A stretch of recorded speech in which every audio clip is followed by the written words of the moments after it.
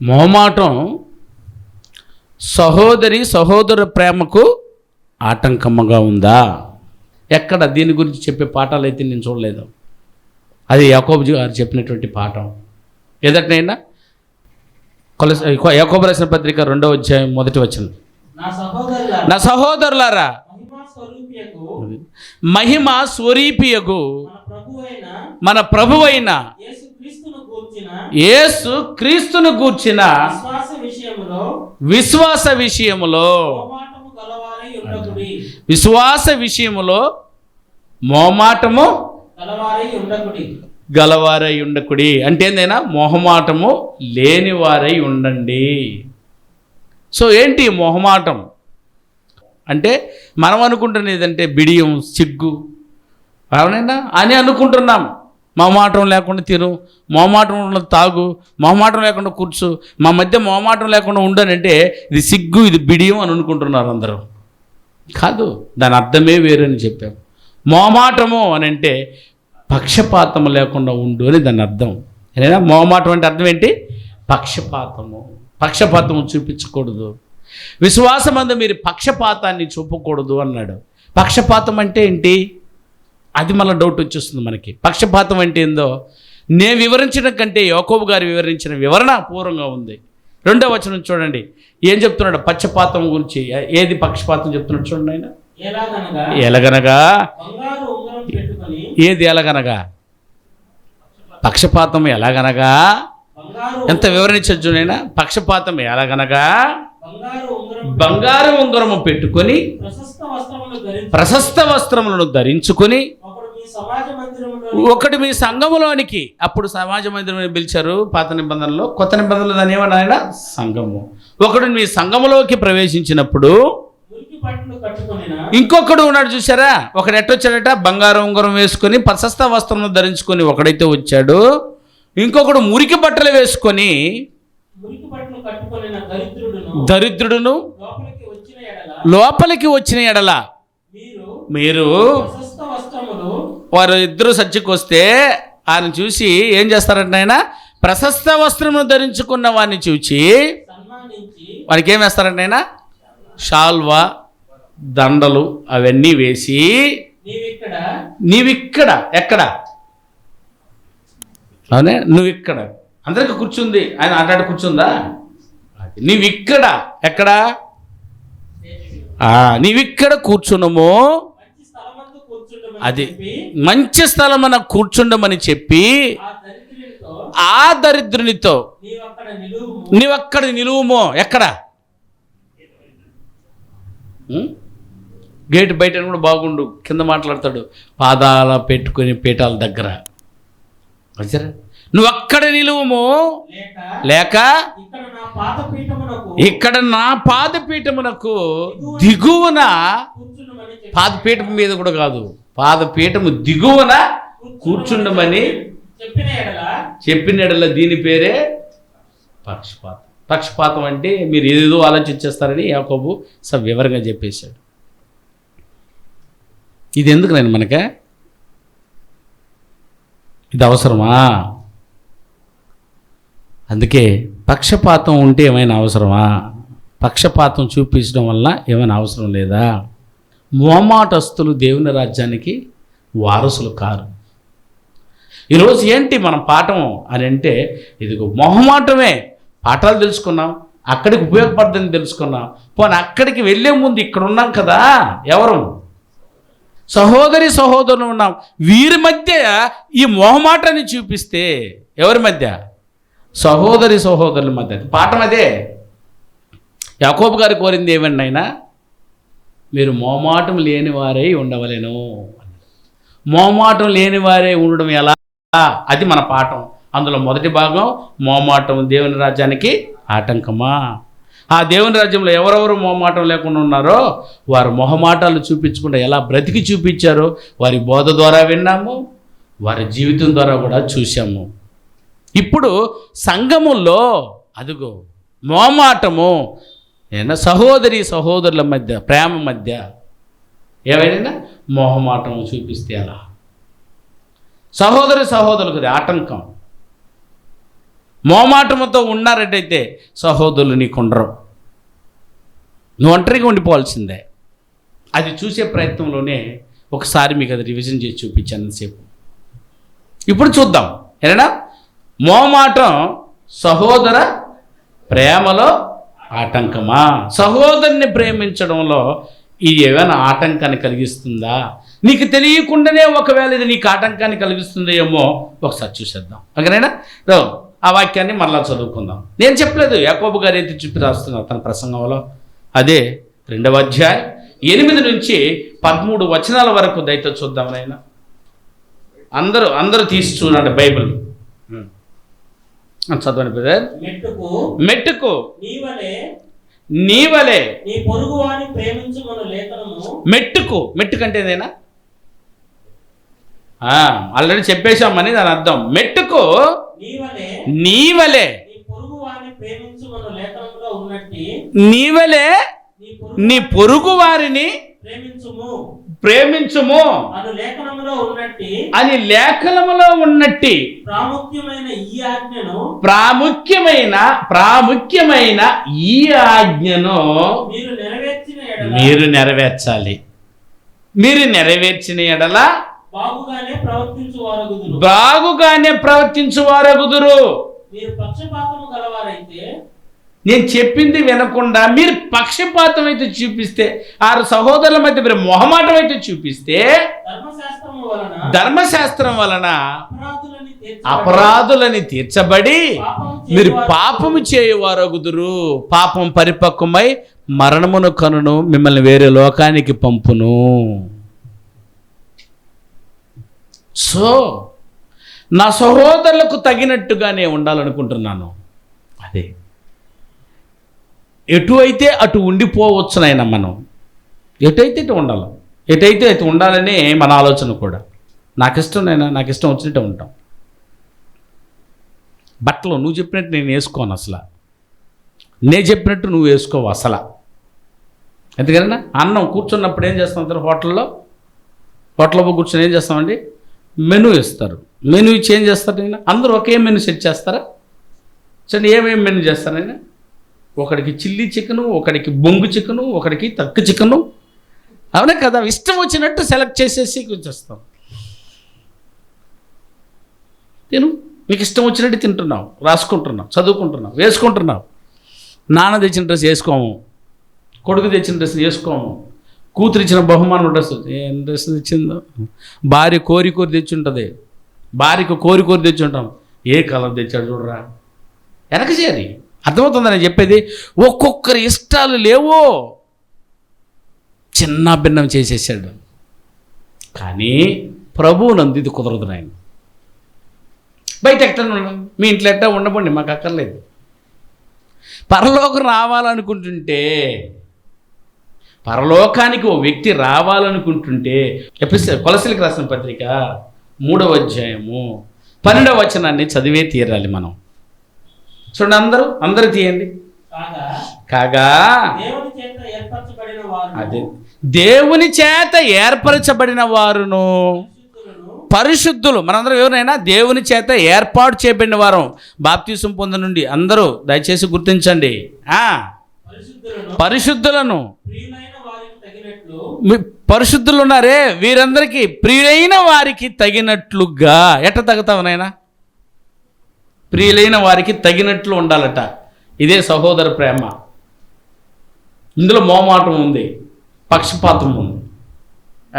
ప్రియులైన వారికి తగినట్టుగా అని రాశాడు ఇక్కడ. సంఘములో ఉన్నప్పుడు ఎట్లుండాలనైనా? ప్రియులైన వారికి తగినట్టుగా ఉండాలి. ఎట్లుంటారు తగినట్టుగా? నీ సొక్కదా నాకు నచ్చలేదే. చూసారు, భిన్నమైన టేస్ట్ కలిగిన వాళ్ళం మనం. చెప్పాను నేను ఇప్పుడే, మనల్ని మన ఆలోచనలంతా విభిన్నపరిచేశాడు అపవాది. ఇప్పుడు సంఘానికి వచ్చి ఉన్నాం, బయట ఎట్లున్నామో ఇక్కడ కూడా అట్టే ఉండాలనుకుంటున్నాం.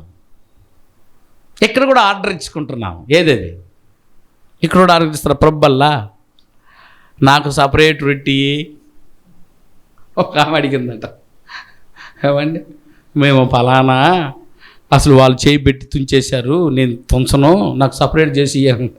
మెడుతో ఒక తేడా అని ఎత్తుకున్నాడు థామస్ గారు. అర్థం కాదు కదా, అంత కోపం వచ్చేసిందట ఆయనకి. సపరేట్ రొట్టెలతో సంఘానికి వచ్చి కొట్టలు. ప్రభు వాక్యమును గుర్తుపెట్టుకో, సహోదరులకు తగినట్టు ఉండు. నిజమే, ఈ డ్రెస్ నచ్చలేదు, చాలామంది డ్రెస్ నచ్చలేదంటే దాన్ని వేయనే బాకు, నా సోదరికి నచ్చలేదు, బట్ట వదులుకోలేవా? అందుకని అదే ప్రయత్నంగా ఏది వేసినా నువ్వు బాగలేదు అనుకో, నువ్వు కూడా అడ్జస్ట్ అవ్వు. Yes, this a family. ఉప్పు తక్కువ వేసేస్తుంది ఒకసారి, ఉప్పు ఎక్కువ వేసేస్తుంది ఒకసారి. మా ఫ్యామిలీలో ఏం చేస్తాం చెప్పండి? పో పో అని వెళ్ళిపోతావా బయటికి? లేదు లేదు, తిట్టుకొనైనా తినేసి వెళ్ళిపోతావు. దాన్ని ఏమంటారు అయినా? సహోదరులకు తగినట్టుగా అన్నట్టు. ఇది ఎంత పెద్ద భారమో తెలుసా? ఈజీ కాదు పరలోకం. మారితే ఈజీ, నువ్వు మార్చుకోకపోతే ఇది ఈజీ కాదు. వినడానికి వచ్చినటువంటి నా సోదరి మండలారా, మీరు మారాలని చెప్తున్నా, వినాలని మాత్రం కాదు. ప్రయత్నించండి. ఏ ఒక్క సోదరికైనా తగినట్టు ఉన్నావు చెప్పినైనా. నువ్వు వింటున్నప్పుడు చాలామంది సోదరులకు ఒకవేళ ఇలా లేదని అంటే వెంటనే మార్చేయడం అంతే. ఓహో ఇది నచ్చలేదా, రైట్, అతని దగ్గర ఉండేటప్పుడు ఇలా ఉండాలి, రైట్, ఈ మాట నచ్చట్లేదు, నేను మాట్లాడేటప్పుడు ఆ మాట ఆయనకి నచ్చట్లేదు, మార్చుకునే ప్రయత్నం చేయి. ఆయన అలాగే మాట్లాడుతున్నాడు, మార్చుకోలేకపోతున్నాడు, నువ్వు మారిపో. ఒక్కొక్కరి దగ్గర ఒక బలహీనత ఉంది ప్రియమైన వాళ్ళరా. ఏంటండి గోల, నేను నా బాటుకుంటాను, ఆయన బాటుకుండమను ఆయన అంటే నువ్వేమో ఉండు, నేనేమో కాదంటలేదు. కానీ ఇక్కడైతే నువ్వు బాటుకుండా ఉండొచ్చేమో, కానీ పరలోకములందరూ ఒకరుగా ఉండాలనే ఇది ప్రాబ్లం. వదిలేయవచ్చు నిన్ను ఇక్కడ, నువ్వు చర్చికి లేటుకు వచ్చి నిన్ను అడగను, వచ్చి ఇక్కడ వినేసి వెళ్ళిపోతాను అంతేనండి, వదిలేస్తాను. కానీ అక్కడ ఒకటిగా ఉండాలని అంటే ఖచ్చితంగా పంచువాలిటీ కంపల్సరీ. తగినట్టుగా ఉండడానికి ప్రయత్నించు. నా సోదరి మనలోకి నేను తగినట్టు ఉండాలి. ఆటంకం అంటే ఇదే, పక్షపాతం కదా. అప్పుడైతే నువ్వు మంచి బట్టలు వేసుకొని వచ్చేసావు, ఆయన మురికి బట్టలు వేసుకొచ్చాడు, అందుకని తిన్నగా చూసేస్తావేమని చెప్పి, ఏమ్మా సర్దుకోవడం ఎలాగో తెలుసా, అది ఉతికని వేసుకురా ఒకటే, లేకపోతే దాన్ని చూసిన సోదరుడిగా ఒక సొక్కా నీకు 4 ఉంటే ఒక్కటిచ్చి, అది ప్రభు అడిగింది. తగినట్టుగా.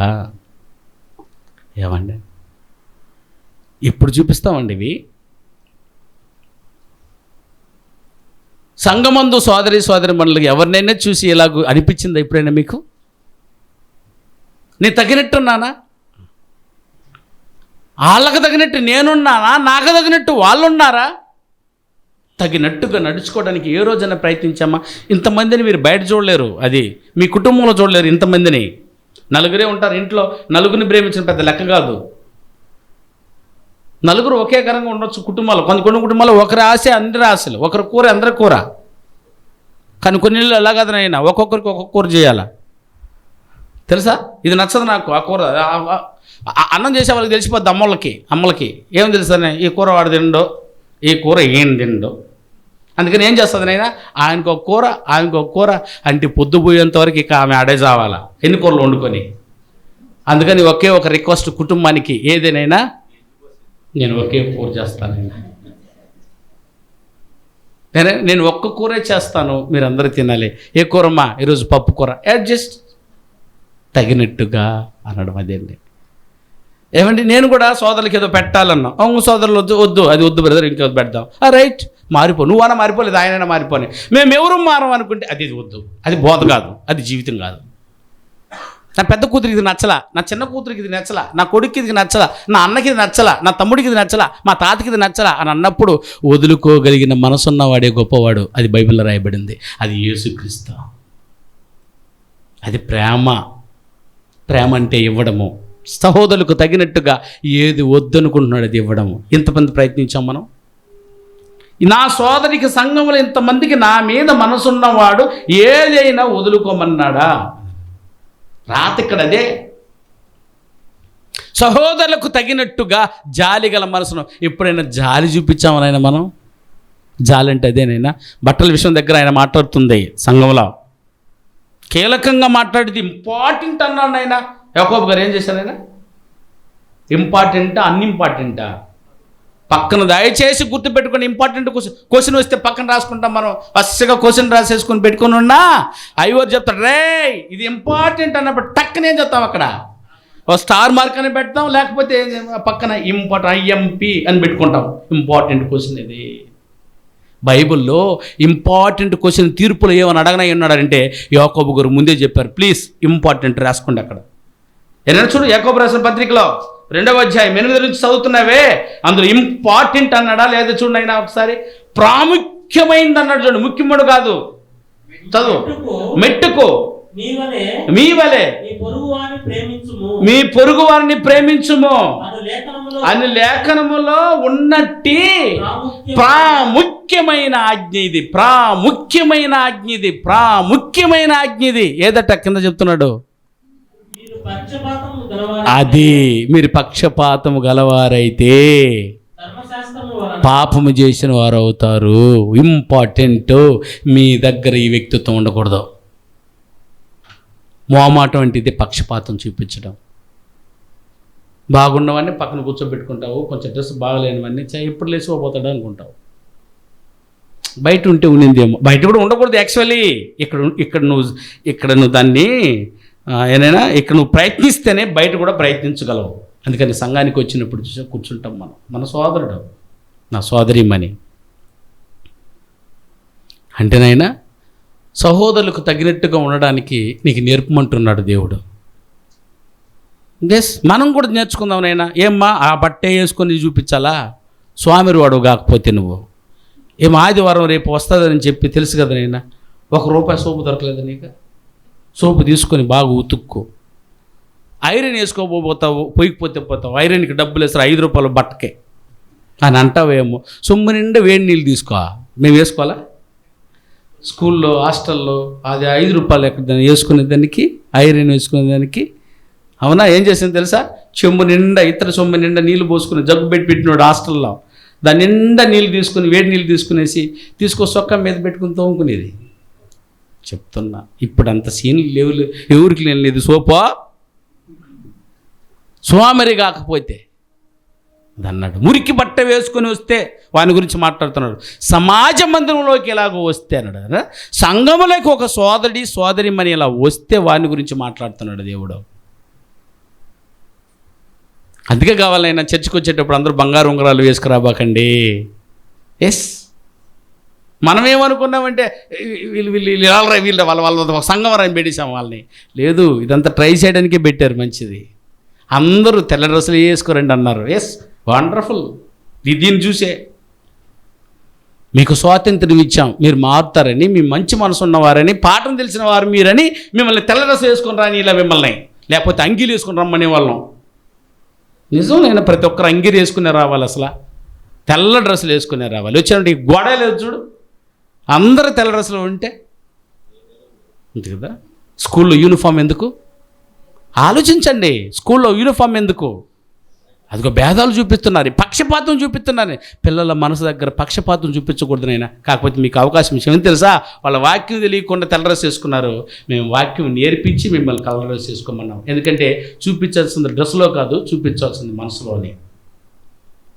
ఈ భేదం ఉండి నువ్వు తెల్ల డ్రెస్ కాదు, నేను ఎన్ని డ్రెస్సులు వేసుకురమ్మా, ఈ భేదం లేకుండా ఎన్ని నగలను వేసుకురా, నో ప్రాబ్లం. ఈ భేదం ఉందా? ఇది చూపించాలనుకుంటున్నారా? ఇది నా సోదరికి తగ్గట్లేదా, నచ్చట్లేదా, నా సోదరి మనకి ఇది నచ్చలేదా, దాన్నే చూస్తుంది బోధ కూడా అనుకుండా నక్లీస్నే తీసేసి వచ్చాయి రేపు. అంతే. నా సోదరుడికి ఇది నచ్చకపోతే, పౌలు గారు అన్నారు, నీ సోదరుడికి నచ్చకపోతే ఈ మాంసముని నేను తినకనే ఉందును అన్నాడా. తినకుండా ఉందా? ఏం పోయి తిన, చచ్చిపోతాం మాంసం తినకపోతే. అది వాడి ఎదురుకి తినకుండా ఉండి ఇంట్లో బొక్కుమ్ము. So choice. నా సహోదరుడి విశ్వాసం బలహీనమైపోతుంది అని అంటే ఏం చేయనైనా? దాన్ని వదిలేద్దాం నాయనా, మంచిదే.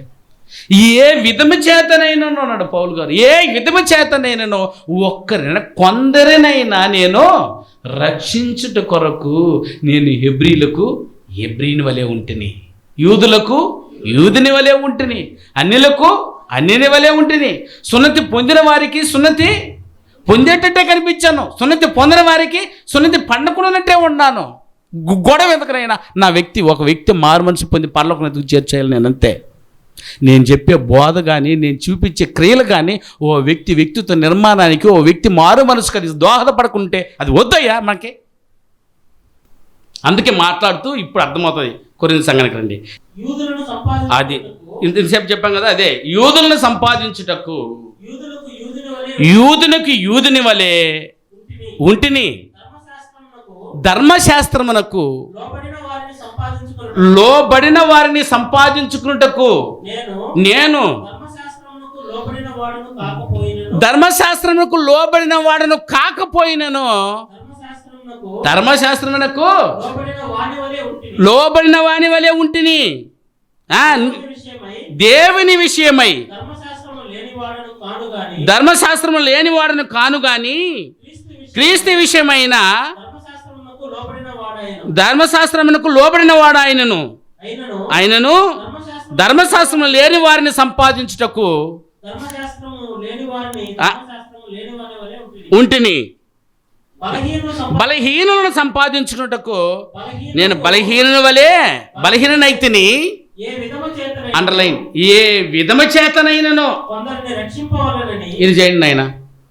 సహోదరులకు తగినట్టుగా ఏం చేయాలటైనా కొందరినైనా రక్షించుటకు ఏ విధము చేతనైనను కొందరిని రక్షింపవలనని అందరికీ అన్ని విధముల వాడనైతిని. అందరికీ అన్ని విధముల వాడనైతిని. నిన్ను నీవు తగ్గించుకుని ఇంకో ఆత్మను రక్షించడంలో తప్పులేదు. కనుక నీ సోదరిలో, సంఘంలో ఉన్న నీ సోదరి మండలో వాళ్ళు ఏ బలహీనత ఉందో దాన్ని చూసి దాని దగ్గర నువ్వు సరెండర్ అవ్వు. అతనన్నా సరెండర్ అవ్వని, నువ్వన్నా సరెండర్ అవ్వు. తగినట్టుగా ఉండడానికి ప్రయత్నించు.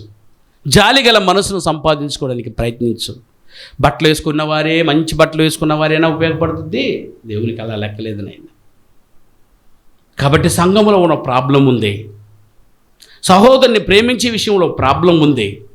కొరింథీ సంఘానికే ఈ ప్రాబ్లం అంతా ఎక్కువగా. ప్రాబ్లం అంటూ ఉంది అనేది ఏ సంఘమైనా కొరింథీ సంఘమే. అందుకని వ్రాస్తూ కొరింథీలకు రాసిన పత్రిక అదే 10వ అధ్యాయం తీయండి. మొదటి పత్రిక 10వ అధ్యాయము 32వ వచనాన్ని అయితే చదువునైనా. 32వ వచనం. అది యూదులకైనను, అండర్లైన్ చేయను జాగ్రత్తగా, యూదులకైనను గ్రీకు దేశస్థులకైనను, ఏనైనా ఎవరికైతే దేవుని సంగమునకైనను. ఇది ముగ్గురు చెప్పాడు చూడండి ఇక్కడ. యూదులకైనను, యూదులు అంటే ఎవరైనా ఇశ్రాయేలీలు, యూదులకైనను అంటే అనుజనులు, గ్రీకు దేశస్థులు అంటే అర్థం ఏంటి? అనుజనులకైనను. ఇప్పుడు మనం ఉన్నామే దేవుని సంఘం, మన కదా దేవుని సంఘం. దేవుని సంఘమునకైనను అభ్యంతరము కలగజేయకూడదు. అంతే. వద్దు, మన వల్ల అభ్యంతరం ఉండకూడదు. వీళ్ళకి నీ వల్లనే మారకుండా పోతున్నారు, నీ వల్లనే వినకుండా పోతున్నారు, నీ వల్లనే రూపాంతరం చెందకుండా పోతున్నారు, నీ వల్ల చర్చికి రాకుండా పోయారంటే ఈ పదం మాత్రం దయచేసి తెచ్చిపెట్టుకోబోకండి మీరెవరు. మహాపాపం ఇది. దీన్ని ఏమంటారైనా? పక్షపాతం, మోమాటం సహోదర ప్రేమకు ఆటంకం. అంటే ఆటంకం. నా సహోదరికి ఇది ఇష్టపడటం లేదు, వదిలే. నా సహోదరికి ఇది నచ్చట్లేదు, వదిలే. నేను నిన్ను అడ్జస్ట్ అవుతాను. ఏ విషయంలో అయినా మా సహోదరులకి ఏమైనా అడ్జస్ట్ అయ్యారనైనా మీరు లెక్కేసుకోండి. ఈ రోజు నుంచి రేపటి నుంచి అయినా అడ్జస్ట్ అవ్వండి. ఈరోజు బతికి ఉన్నాం కనుక ఈ పాఠాన్ని మీరు ఎప్పుడో విని గైకొని ఉండాలి. కానీ వినలేదనంటే ఈరోజు అంతవరకు నేను బతికించాడంటే ఇట్స్ గుడ్. ఎందుకంటే నువ్వు మారుదు అని ఉంచిపెట్టాడు 2 రోజులు. సంఘంలో వచ్చి ఇది విని వెళ్ళిపోవడానికి కదా, నాకు గైకొనడానికి. గైకోను నీ సహోదరుని, నేను గైకోను. సంఘంలో ఉన్న వారి పట్ల నువ్వు గైకొను. ఈ సహోదరుని కోసం, నీ సహోదరి కోసం ఏం వదులుకున్నావు చెప్పు? నువ్వు ఏం సంపాదించావు చెప్పు? ఈ మొహమాటం అన్న దాంట్లో నువ్వు చచ్చిపోయేంతవరకు వినగలిగినది రాశాడు ఈ 66 పుస్తకాల్లోని. నేను 2 భాగాలు చేసేసా. కొత్త నిబంధన వేరుగా, పాత నిబంధన వేరుగా. ఇందులోనే ఎంత ఉన్నాయే, మరి ఇందులో ఎత్తుకుంటే ఎన్ని ఉన్నాయో. లావుగుంది చూసిరా, చచ్చాము నాయన. మనం దీన్ని తట్టుకోవడానికి చూద్దాం. మోమాటం ఇంత మనం సహోదరుని మోమాటం చేస్తే ఇంత ప్రాబ్లం అయితే మరి సహోదరునితో మోమాటం లేకుండా ఎలా ఉండాలో రేపు ఆదివారం చూద్దాం. వరుసగా చూద్దాం. సహోదరిని మరి ఎలా ప్రేమించాలి, మొహమాటం లేకుండా ప్రేమించడం ఎలా, ఓకేనైనా? మొహమాటం లేకుండా సోదరిని ఎలా ప్రేమిస్తావో సరే, ఏం కాలేదు, యథావిధిగా కార్యక్రమాన్ని నడిపించాను.